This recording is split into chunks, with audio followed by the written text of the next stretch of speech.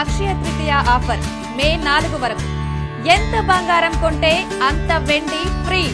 ఏపీలో అమరావతి రాజధాని పనుల పునఃప్రారంభం కోసం ప్రధాని మోడీ రేపు రాష్ట్రానికి వస్తున్నారు.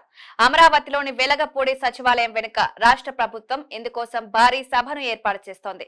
దీనికి 5 లక్షల మంది ప్రజలు హాజరవుతారని అంచనా వేస్తున్నారు. ఈ సభకు హాజరు కావాలని ప్రోటోకాల్ ప్రకారం ప్రభుత్వం అందరికీ ఆహ్వానాలు పంపుతోంది.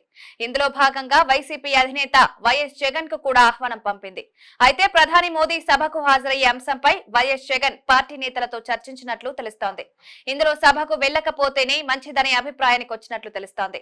మోదీ సభకు ప్రభుత్వం ప్రోటోకాల్ ప్రకారం ఆహ్వానం పంపినా అధికారులతో దీన్ని పంపడంపై వైసీపీ ఆగ్రహంగా ఉన్నట్లు తెలుస్తోంది.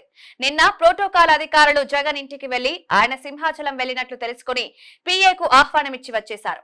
గతంలో అమరావతి శంకుస్థాపనకు అప్పటి మంత్రి రావెల కిషోర్ బాబుతో సీఎం చంద్రబాబు జగన్ కు ఆహ్వానం పంపారు. అప్పుడు కూడా జగన్ సభకు హాజరు కాలేదు. ఇప్పుడు కూడా ప్రధాని మోడీ సభకు హాజరు కాకూడదని జగన్ నిర్ణయించుకున్నట్లు తెలుస్తోంది. ఈ మేరకు వైసీపీ సాయంత్రానికి ప్రకటన చేసే అవకాశాలు కనిపిస్తున్నాయి.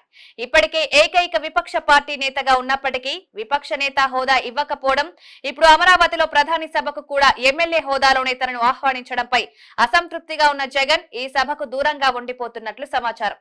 మరోవైపు అధికారికంగా మోడీ సభకు రావాలని ఆహ్వానాలు పంపుతున్న ప్రభుత్వం ఈ తంతును మొక్కుబడిగా పూర్తి చేస్తున్నట్టు తెలుస్తోంది. ప్రధాని మోడీ సభ ఏర్పాట్లపై మంత్రివర్గ ఉపసంఘాన్ని సైతం నియమించినప్పటికీ వీరు వీఐపీలను స్వయంగా ఆహ్వానించకపోవడం చర్చనీయాంశమవుతోంది. ఇప్పుడు ఇదే కారణంతో జగన్ మోడీ సభకు రావడం లేదని తెలుస్తోంది.